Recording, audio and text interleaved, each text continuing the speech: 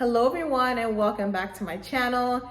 In this video guys, we're going to talk about you going abroad for the first time, everything you need to know, how to prepare for it, and how to have an amazing time abroad.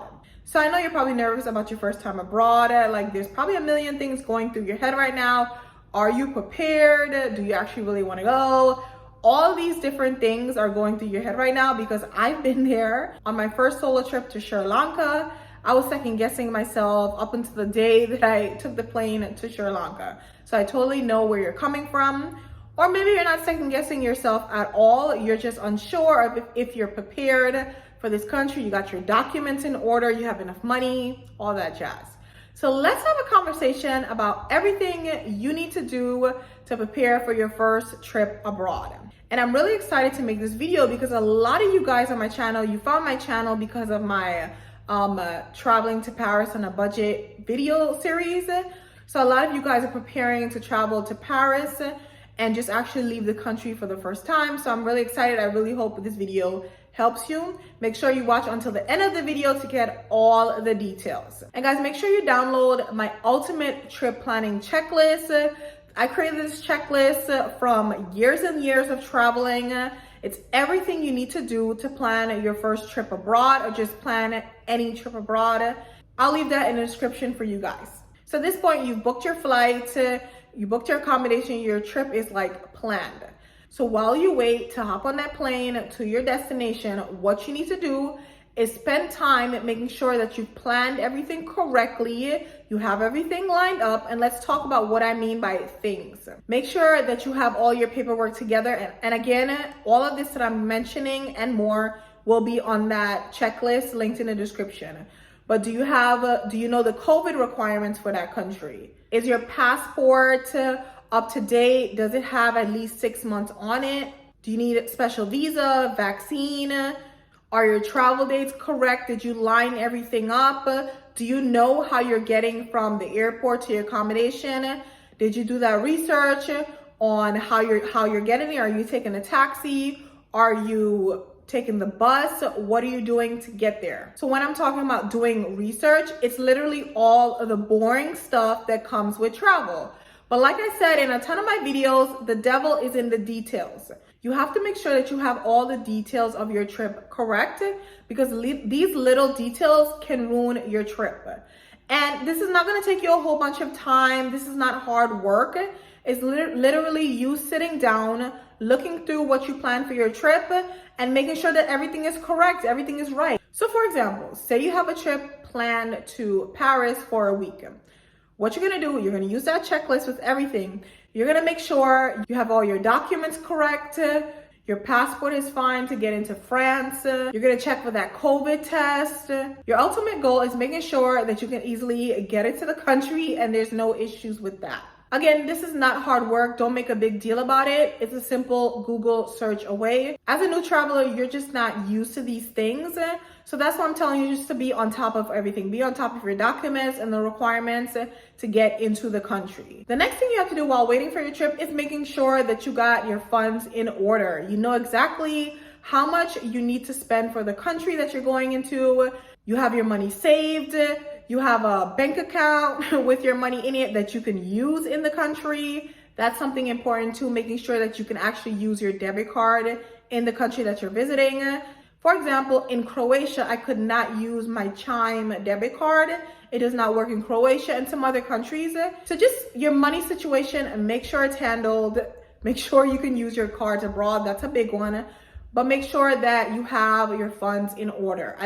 My whole channel is about budget traveling. So there are a ton of videos on my channel to help you know how much you need to spend in the country, even country specific expenses. Like for example, when I was in Italy, there was something called a tourist tax or a foreigner's tax. I can't even remember. But every day we were in Italy, we had to pay a fee of like $2 or $3. I can't even remember. This was years ago. But we had to pay a fee and we did not know we needed to pay that fee. So that's why I said earlier, you need to do your research and make sure you know exactly what you need for that country. Guys, this is all over the internet. Do a simple Google search on the destination you're going to and you'll get all of this information. There's so many travelers willing to share all this information for free. But just whatever you do, make sure you have a solid understanding of your money situation. That could mess you up when you're abroad. Know how much money you have, how much money you need, all that jazz.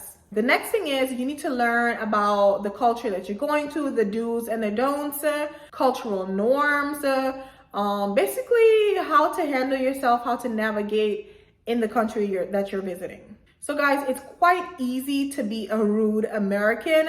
Like a lot of us Americans, we're not doing these rude things on purpose. It's just happening because of the cultural differences and American people just not knowing that what they're doing is rude. New York, for example, walking down the street with like a coffee and like a croissant or a donut or whatever that you get from like a coffee stand.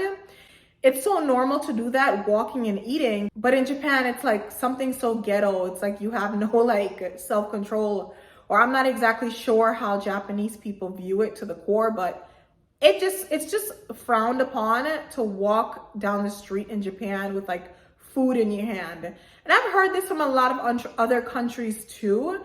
It's such an American thing to be walking with a ginormous coffee in your hand down the street.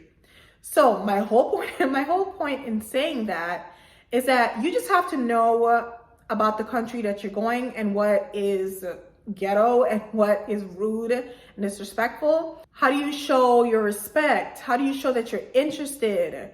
All the good stuff. Know the bad stuff not to do, but also know the good stuff. Also know how to communicate that you're interested, that you're happy, all that good stuff too. So guys, while you're waiting to hop on your flight, do your research about the country that you're visiting. A simple Google search, what not to do in Guatemala, what is the best, what are some cultural norms in Guatemala? It's just a Google search away. The next thing I recommend you do while you're waiting to take your first trip abroad is to create a trip itinerary. And this doesn't have to be something serious. Just sit down and think about all the things that you want to do when you're abroad, because it's always best to have a plan when you're traveling abroad, because when you know what you're doing, when you're excited about what you have planned, there's less space, there's less room for you to be like unhappy or frustrated. You just navigate the country and just do things differently when you're excited about where you are and when you're excited about what you're doing. So guys, I highly recommend that you create a rough plan for your trip. So next thing guys is packing. So a lot of seasoned travelers will tell you, don't pack too much, blah, blah, blah. Let me tell you something. In your first trip abroad, pack all the things that you need. Pack all the things that bring you comfort, just as long as you can carry it. That's the number one thing. Make sure you can literally carry it yourself. But I'm gonna recommend pack all the little goodies that brings you joy. So I talk about this a lot on my channel. When I'm traveling abroad, I make sure I pack my curry powder because I'm Guyanese and I need my curry every now and then.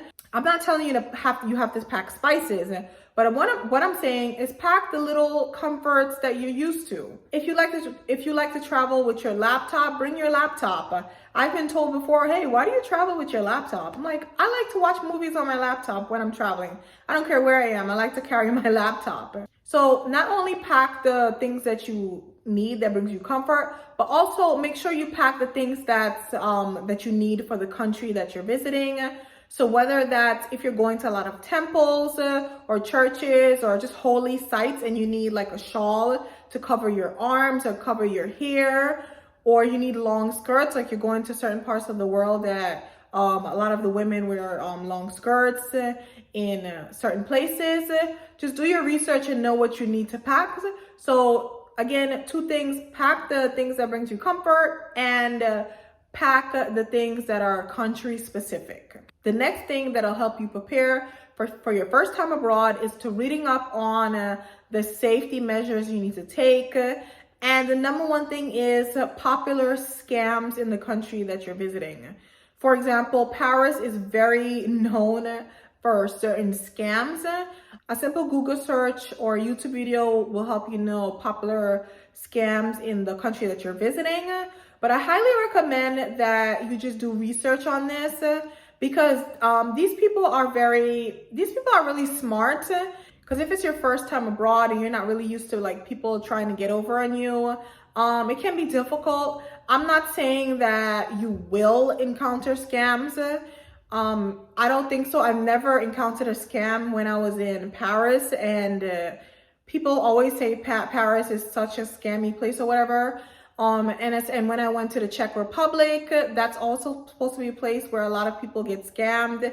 And Mexico, I've never encountered this because I feel like it's just, you have to use not only common sense, but just understand that nothing is free, okay? Especially when people are seeing you as a tourist with money, there is nothing that is free. So when you know that, you're probably not going to get scammed, but I still want you to do the research. And then just general safety measures that you need to take in the country that you're visiting. If you feel like you need to get a special anti-theft bag, go ahead and do so. Whatever you need to feel safe in the country that you're visiting, make sure you do that before you land. Okay, so the next thing I want you to do to prepare for your first trip abroad is to understand that, especially if you're a person of color, if you're overweight, if you just look different, if you're not a white male or a white woman, if you're not that, you will get stares. People will be curious about you, especially if you're traveling to less touristy places around the world. You will get stares, and people will be curious about you. And then some people might just come up to you and start talking to you. It happens. As a person of color, I want to let you know, don't take this negatively if people are staring at you like, hello, you're different. Like I said in my last video, I've spoken to people that have never spoken to a Black person before. It was like their first time.